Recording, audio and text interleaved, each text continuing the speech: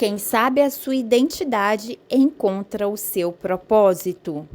Bom dia, amados! Bem-vindos a mais uma segunda-feira sapiencial do dia 30 de junho de 2025.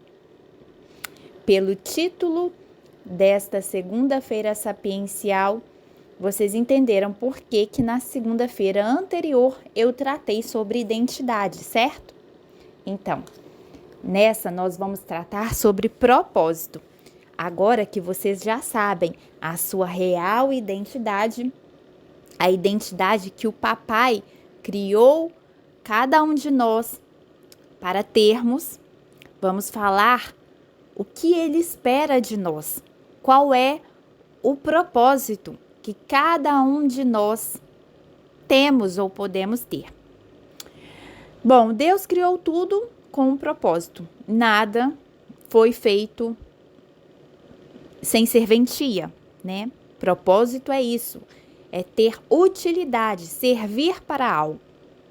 E com você não é diferente. Ele tem um propósito para a sua vida e ele quer lhe abençoar.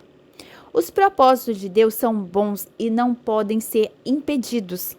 Podemos confiar em Deus porque seu propósito é para nos mostrar o seu amor e perdão.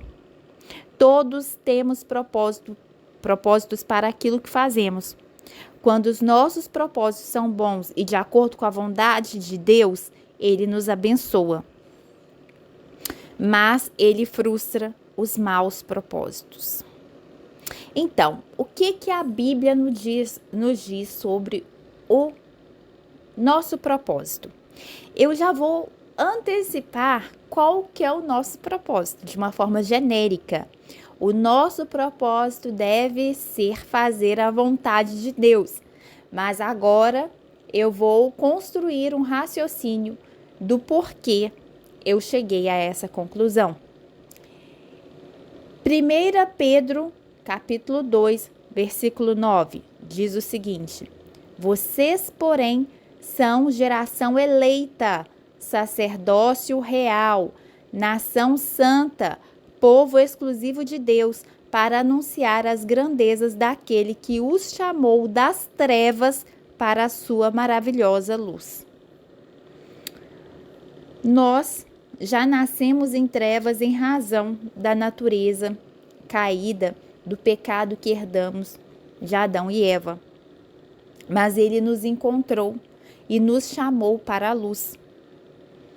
E, portanto, nos escolheu nação santa, povo exclusivo de Deus, para anunciar as grandezas. Esse é um propósito genérico que todos temos que exercer ao nosso redor, para contagiar, contaminar positivamente aqueles que ainda estão nas trevas e que estão ali ao nosso redor mesmo, que fazem parte do nosso círculo social, enfim, pelos lugares onde a gente transitar. Jeremias 29:11, porque sou eu que conheço os planos que tenho para vocês, diz o Senhor, planos de fazê-los prosperar e não de causar danos, planos de dar a vocês esperança e um futuro. Então, apesar de o propósito final, genericamente falando, que Deus tem para todos nós fazer a vontade dele, saiba que a vontade dele é excelente. Vou repetir o finalzinho de Jeremias 29:11. Planos de fazê-los prosperar e não de causar dano, de dar a vocês esperança e um futuro. Tem uma outra parte da Bíblia que diz que a vontade de Deus é boa, perfeita e agradável. Que mal iria um pai querer fazer para um filho, correto? Então, temos que confiar que fazer a vontade dele é o melhor que nos resta. Romanos 8:28 diz: sabemos que Deus age em todas as coisas para o bem daqueles que o amam, dos que foram chamados de acordo com o seu propósito. Então, ele age em todas as coisas para o bem daqueles que o amam. E o que é amar a Deus? Como que a gente demonstra que a gente ama a Deus? Tá lá em João, 1 João, capítulo 5, versículo 3. Porque nisto consiste o amor a Deus, obedecer os seus mandamentos, e os seus mandamentos não são pesados. Ou seja, obedecer a Deus significa obedecer a palavra dele. É ler a palavra, é conhecê-lo e agir em conformidade com o que ele nos orienta por meio da palavra. Então, voltando agora em Romanos 8, 28. Sabemos que Deus age em todas as coisas para o bem daqueles que o amam, daqueles que o obedecem, dos que foram chamados de acordo com o seu propósito. Ou seja, se seguirmos o nosso propósito, que existe um propósito individualizado também, apesar de o propósito genérico ser fazer a vontade de Deus não é igual para todas as pessoas. Então, se fizermos o que Deus nos chamou para fazer, seguirmos o propósito que Ele tem para cada um de nós, Ele age em nosso favor. Isaías 26, versículo 3. Tu, Senhor, guardarás em perfeita paz aquele cujo propósito está firme, porque em ti confia. Quer dizer, se seguirmos o propósito para o qual nós fomos destinados, o Senhor nos guarda em perfeita paz, e não tem nada melhor do que a gente ter a paz. Mas para isso, a gente tem que estar firme no nosso propósito. Salmos 34, versículo 19. Muitas são as aflições do justo, mas o Senhor o livra de todas. Eu adoro esse versículo, porque passamos por grandes tribulações. Nós que seguimos a Cristo, muitas perseguições, dificuldades, maledicências, ter que matar a carne, enfim, são muitas provações. Mas o Senhor o livra de todos. Deus livrou Daniel da cova dos leões. Deus livrou José lá do poço, que os irmãos dele jogaram ele no poço. Deus livrou Davi, quando Davi também foi lançado lá numa areia movediça, que ele podia ter morrido. Nem se sabe como que Davi saiu daquele lamaçal. Então, são muitas as armações para os justos, mas Deus o livra de todos. Aquele tio de Esther também, que agora me fugiu o nome, gente. Qual que é o nome do tio dela? Eu vou me lembrar do nome, depois eu falo. Armaram para ele, quiseram enforcá-lo, e quem armou a corda para ele acabou sendo enforcado na própria corda que armou para ele.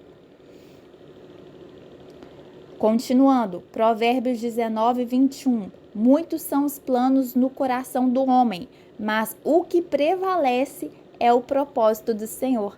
Muitas vezes a gente faz planos, não que os nossos planos algumas vezes são errados, no sentido de mau caratismo, não é isso. Mas mesmo aqueles planos que não estão em desacordo com a palavra, em termos principiológicos, muitas vezes não são planos que Deus tem para nós. E mesmo nos caminhos errados e tortuosos que a gente vai percorrendo ao longo da vida, ainda que não antiéticos, o Senhor vai usando esses caminhos para endireitar as nossas veredas e nos colocar no propósito que Ele tem para nós. 2 Coríntios 5:9. Por isso temos o propósito de lhe agradar, quer estejamos no corpo, quer o deixemos. Então, o propósito nosso é agradar a Deus, é fazer a sua vontade. 2 Coríntios 5:9. Romanos 11:36. Pois dele, por ele e para ele são todas as coisas. A ele seja a glória para sempre. Amém. Por isso que o nosso propósito, em última instância, é fazer a vontade do Senhor. Jeremias 1:5. Antes de formá-lo no ventre, eu o escolhi. Antes de você nascer, eu o separei e o designei profeta às nações. Aqui, Deus falou especificamente com Jeremias o que ele esperava de Jeremias. Lá em Jeremias capítulo 1, Deus fala claramente a vontade de Deus para a vida de Jeremias em termos individuais. É um exemplo disso. 1 Coríntios 12, versículo 27. Ora, vocês são o corpo de Cristo e cada um de vocês individualmente é membro desse corpo. Nós somos corpo de Cristo e cada um de nós é membro desse corpo. Um corpo, vamos pegar o nosso corpo humano, por exemplo. Nós temos os membros, nós temos os órgãos. Cada órgão, cada membro tem uma finalidade, tem uma função. A função da mão não é igual à função dos olhos, mas todos fazem parte do corpo para que o corpo funcione bem. Assim também somos nós. Em última instância, nós vamos fazer a vontade de Deus, mas cada um de nós tem uma individuação do propósito, uma especificidade que Deus nos criou para servir, para fazer, uma utilidade. Por fim, Salmo 119, versículos 26 e 27. Eu quero que vocês, antes de eu ler esse salmo, eu quero que vocês o interpretem como uma espécie de oração, para que vocês façam para descobrirem qual é o propósito individual de vocês. Porque aqui eu falei de propósitos mais genéricos. O que Deus quer de nós em termos de serventia, que a gente faça a vontade dele, que a gente confie que a vontade dele é melhor que a nossa, que a vontade dele é boa, perfeita e agradável, que a vontade dele vai trazer paz para a gente, que muitas são as aflições do justo, mas o Senhor nos livra de todas, que quando a gente estiver no propósito vai ter luta, vai ter perseguidor, mas Deus livra a gente de tudo isso. Eu falei de forma genérica sobre o propósito baseado na palavra de Deus, mas você só vai conhecer o seu propósito individualmente falando quando primeiro você ativar a sua real identidade. Para você ativá-la, ouça o devocional da segunda-feira passada. E segundo, se relacionar com Deus. Se relacionar como? Por meio das escrituras. Quando você se relaciona com o Criador, você que é criatura, que é filho, vai descobrir para o que você foi feito. Então, ouça esse salmo como uma oração para finalizarmos. A ti relatei os meus caminhos, e tu me respondeste. Ensina-me os teus estatutos. Faze-me discernir o propósito dos teus preceitos. Então, meditarei nas tuas maravilhas. E é com este lindo salmo, esses versículos, que eu finalizo esta segunda-feira sapiencial. Gente, tá cada dia melhor, não tá? Por favor, curtam, compartilhem, incentivem esse projeto que é de edificação para a sua vida e para a vida de outras pessoas. Até a próxima.